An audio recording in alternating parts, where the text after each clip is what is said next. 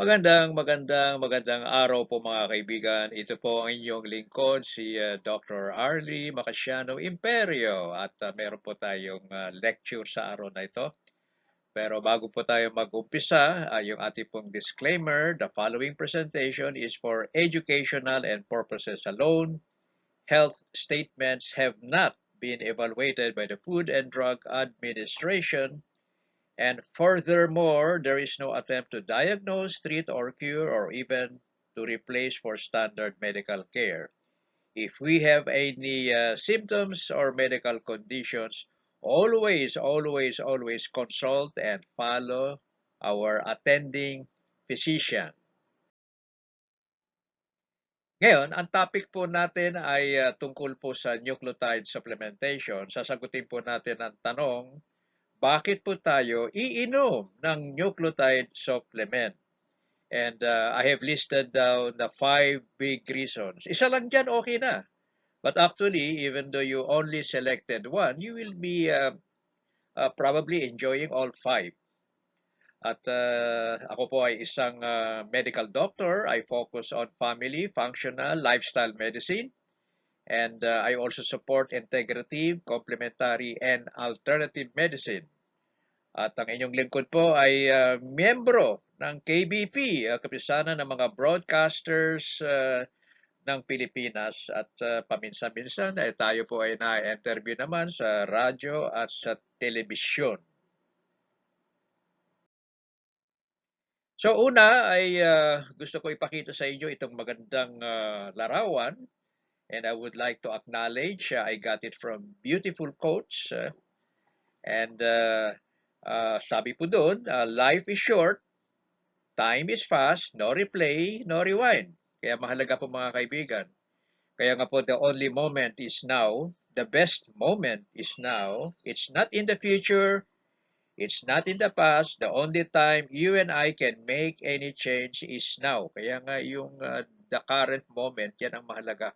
Kaya nga ang ating focus po ay bakit po tayo ay iinom ng nucleotide supplementation ngayon mismo o kaya now na ating pong ine-emphasize.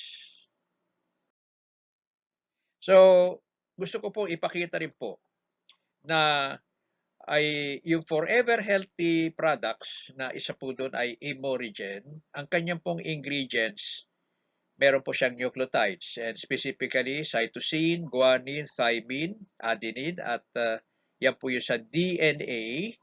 Pag sa RNA naman, ganun din po except yung thymine po ay uracil. Kaya 5 po ang mga sinasabing nitrogen bases o kaya commonly referred to as nucleotides. At ganun din po, amino acids, peptides, at oligopeptides. Yung oligopeptides, these are the smaller peptide molecules. This will support tissue function. And then of course, kailangan natin ng mga minerals at dyan po pumapasok yung full big trace minerals, 72 trace minerals to support the signaling and function of the cell. Ngayon, on your left side mga kaibigan, ito po yung Central Dogma of Life or biology na nag-uumpisa po sa DNA. Yan ang punto, nag-uumpisa po sa DNA. Yung DNA will replicate at yung RNA is created, kinokopya niya po yung code sa DNA. Ang tawag niya transcription. And then, nasa loob po yan ng nucleus. Lalabas po yung RNA sa labas ng nucleus. And then, it will attract the 20 amino acids as required to create the protein. So, yung protein po, yan po yung katawan natin. Everything the body needs that is protein in, let's say, in structure and function, ito po yung proseso through the central dogma of biology or life. Ngayon, at this point, I would like to briefly mention na yung nucleotides will support, yung nucleotides na sa loob po ng ImuRegen as a dietary ingredient will support the structure and function of the DNA RNA. And then obviously, the amino acids in ImuRegen will support the translation into protein by the RNA. And then dinagdagan pa ng mga peptides, lalo na yung oligopeptides, 118 po yan, ayon po sa mga researchers, At meron din po siyang vitamins and minerals. Ngayon, para sigurado kompleto o madagdagan ng mga minerals, dadagdagan natin ng full week trace minerals. Ngayon, nakikita niyo po sa slide na to yung mga iba't ibang preparation ng ImuRegen. So nakikita po yung logo, no? ImuRegen. Except sa Pulbic, walang ImuRegen yan. Pero lahat yan may ImuRegen, which is for immunity and regeneration.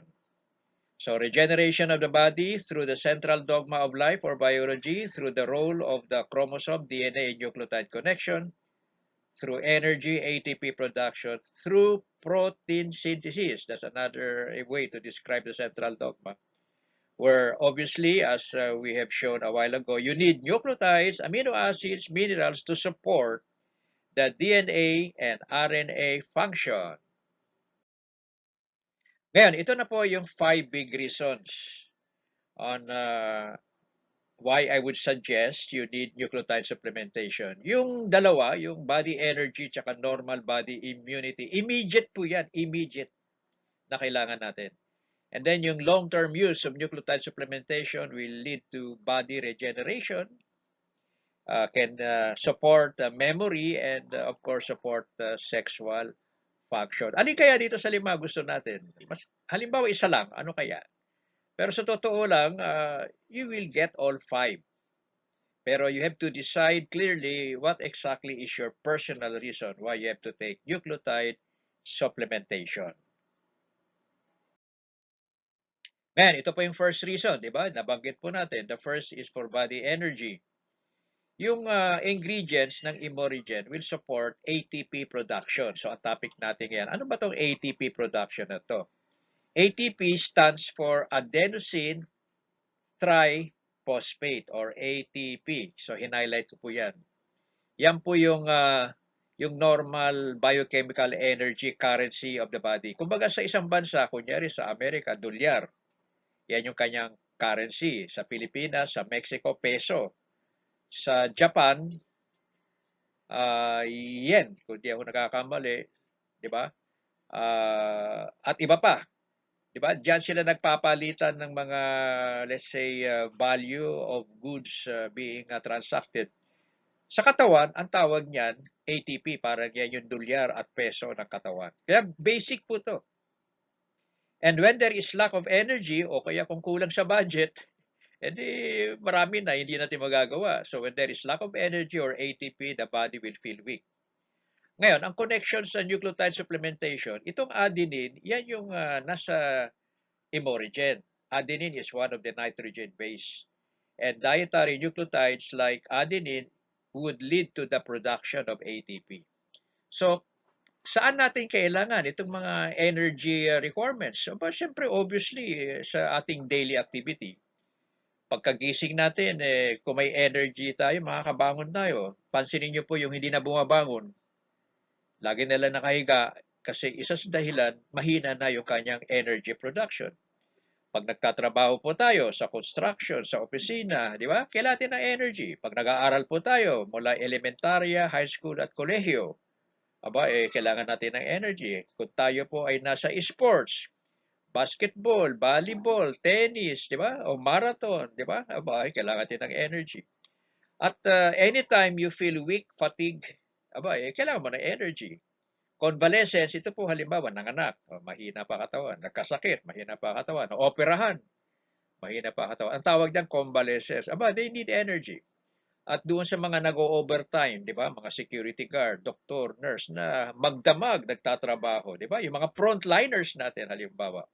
They need a lot of energy. So practically almost everybody needs body energy. So this is one good reason why you have to take your dietary supplementation. Ngayon, yung second reason, o yung pangalawang dahilan, is for normal body immunity. So, una, energy. Okay, ang sunod, immunity. Bakit po? Kasi yung ating immune system, yan yung paano lumalaban yung katawan natin sa mga elemento na magbibigay sa atin ng kahinaan at sakit. Ang tawag niyan yung mga immune components. And the immune components are made up of protein molecules. And the protein molecules are being created through the central dogma of biology. So nakikita niyo po kaya bakit binanggit ko po yun. Ngayon, yung immune system, dalawa ang departments niya. Innate immunity tsaka adaptive. Yung innate, immediate po yung protection. Short term po yan kasi susunod yung adaptive na gagawa siya ng mga specific antibodies para lumaban kung ano man yung nakapasok sa katawan. Long term po yan. Okay, so we have these two mechanisms on how the body protects itself from any threat. Kailan kailangan natin to, itong immune system?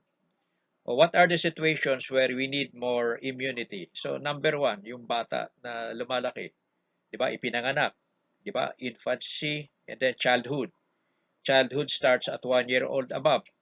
Di ba? Meron tayong sinasabing childhood diseases kasi yung bata exposed sa mga sakit na pagka hindi siya, pag mahina immune system niya, baka doon pa lang sa kanyang edad, madali ka agad. Ang tawag niyan childhood diseases. So the growing child needs immune support. Tsaka sa ating mga lolo at lola, hindi lang bata, sa lolo at lola, from infancy to advanced age, yung ating mga lolo-lola, pag sinabing morbidity o comorbidities, meron siyang mga health challenges. Meron siyang mga sakit. Kasi pag may sakit po, siyempre magpapagamot, pero wag naman mahina immune system kasi pag mahina immune system, baka magkaroon ng komplikasyon. Kaya kung maaari, wag ipasok sa ospital. Kung maaari lang. Kasi nandyan yung maraming mga bacteria, viruses that can attack. And if your immune system is weak, baka madali ka. At tawag nyo, nagkaroon ng komplikasyon. So anytime when you feel tired, fatigued, weak, or in a state of convalescence, at nabanggit na natin kanina, ano ibig sabihin ng convalescence? Basta nararamdaman nyo yun, mga kaibigan, palakasin mo kaagad immune system mo. Kasi pag mahina immune system, it will open the door to many additional problems. Kung tayo po ay sumasali sa mga extreme sports, ika nga, talagang isasagad lahat, manalo lang. Cycling, basketball, volleyball, marathon, swimming, mga ganyan po. O kaya tayo nagko-compete sa gym, di ba? Sa bodybuilding, gym. O kaya tayo po ay nag-overnight, di ba? Yung sinasabing graveyard shift work. Kailangan malakas ang immune system. Kasi pag mahina, baka magkaroon po ng komplikasyon. So, dalawang reason na, no? Energy and immunity. Ang pangatlo po, ito long term na kasi yung kanina immediate po yun. Ito long term. Yung as you continually take dietary nucleotide supplementation, it will support body regeneration. Kasi alam niyo po, tayo po lahat tumatanda. Ang tawag niyan normal healthy aging. Huwag naman yung abnormal. Ibig sabihin, tumatanda na may sakit pa. Kung maaari, tumatanda tayo pero healthy pa. Normal aging po yun.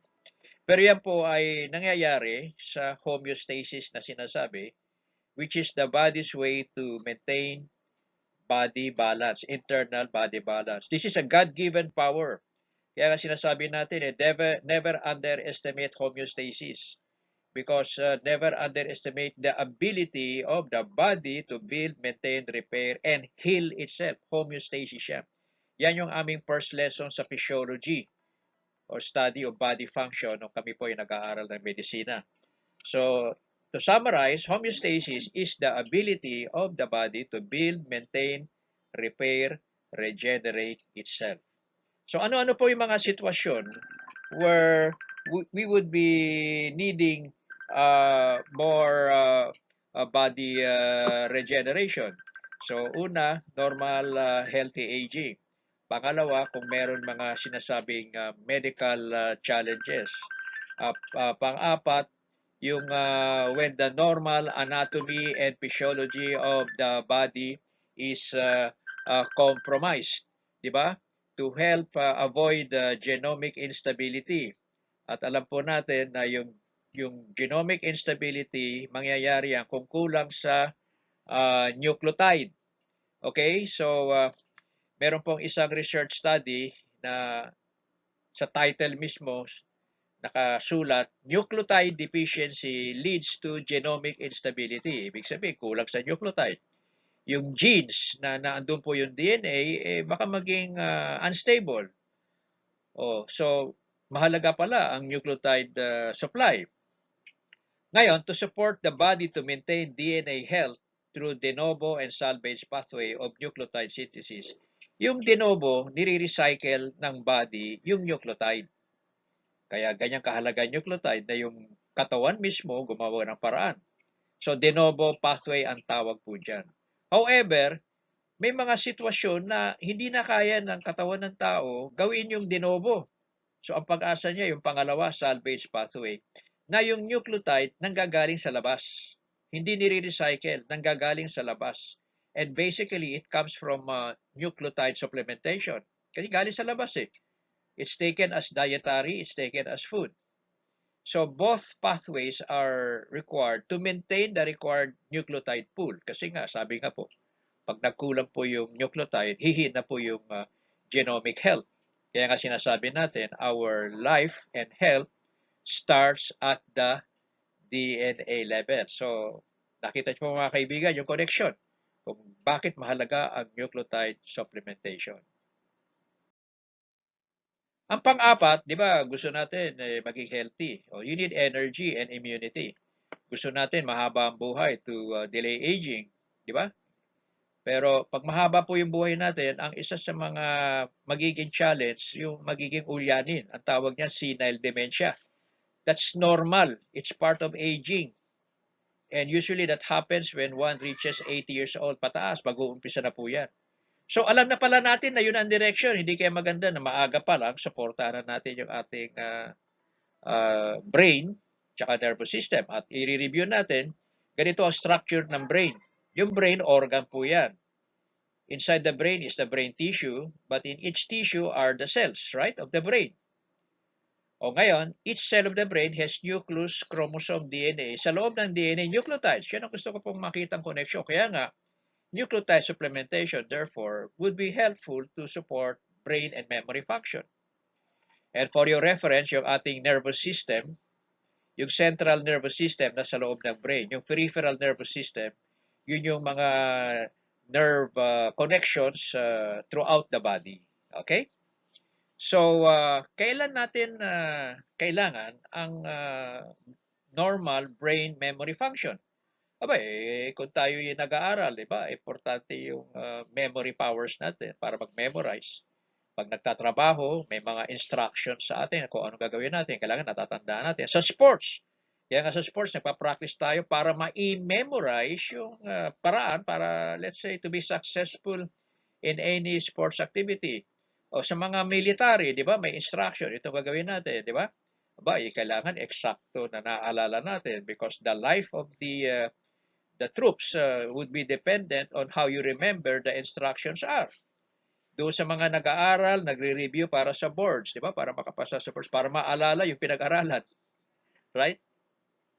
And then normally as we get older, when one reaches 80 and above, ay mukhang mag-uumpisa yung sinasabing ulyanin, senile dementia. Simple lang ang connection. Kasi nga humina na yung brain cells.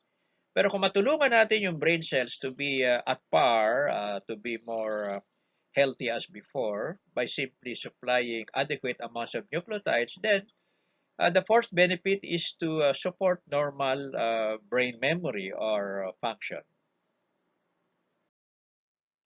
And then number 5, the last, is to support our normal sexual function. So ito po yung basic update sa ating pong sexual anatomy and physiology. Anatomy is the structure, physiology is the function. So meron tayong male and female. Pero bawat organ po, whether male or female, meron tissue, may cell, may nucleus, may chromosome, may DNA, at sa loob ng DNA, nucleotides. Yan ang gusto ko pong makita natin. Ngayon sa bandang kanan, nakikita natin yung longitudinal section ng female and male reproductive organs. So nakikita po natin yung uterus, no? Yung sa gitna. Tapos yung left and right fallopian tube. Tsaka left and right ovary. Tama? Yung ovary, yan yung nagre-release ng estrogen, mga hormones. Pagkatapos yung uterus, sa dulo, nandun yung cervix. And then, towards the vaginal canal, right? Ngayon yung cervix, madalas nagmumultiply ang cells niya, kaya binabantayan niya. Kasi pag sumobra ang multiplication ng cells, kailangan malakas ang immune system para hindi magkaroon ng problema dyan sa cervical area. At kailangan, alam natin, tumatanda ang ovary. Pag tumanda, babagsak po ang estrogen. It will affect reproductive function. So if we can delay this aging process, it will help. And nucleotide supplementation may probably be important. Sa male reproductive system naman, nakikita natin yung urinary bladder. Nandiyan po yung ihi, pagkatapos prostate, pagkatapos yung penis, pagkatapos yung testicles, left and right, that will be important in the production of sperm cells, right? Pero ang gusto kong makita ninyo, pag tumatanda ang male o lalaki, the tendency lumalaki yung prostate. At pag lumaki yung prostate, posible po hindi makadaan ang ihi. Kaya kailangan ng urinary catheter o kaya surgery para alisin yung prostate. It's part of the aging process male pagka medyo napabilis. Kaya if you can delay aging, probably really useful. Okay? Nakuha niya po? So yan po yung 5, no? 5 reasons. So tandaan natin mga kaibigan na ang action hindi later. When is the best time to delay aging? 10 years from now or now? Siyempre the answer is now. And the only moment is now. And prevention, as we would say, is always preferred than getting the best cure. You don't buy insurance after the accident. Nobody will give you insurance. But before, you can, right? So get in touch with the person who shared you this presentation and ask more information about Forever Healthy uh, Life, Livelihood, and Legacy Program.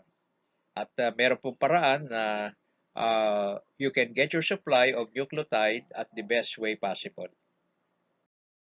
And always remember, health statements we have given have not been evaluated by the Food and Drug Administration. There is no attempt to diagnose, treat, or cure. If you have any medical condition, always consult our physician. And then go to my YouTube channel, mga kaibigan. I-search po nyo YouTube, Arlie, A-R-L-E, Imperio, I-M-P-E-R-I-O, para you will have access to my YouTube channel. Subscribe, click the bell notification, watch the video completely to get all the information, and then leave some questions or comment. That would be much appreciated. So ito po inyong lingkod, si Dr. Arlie Macasiano Imperio, na lagi pong nagpapaalala, always point to God, look to God. He is the only power, the only source of our life, health, prosperity, and success. God bless you until our next video.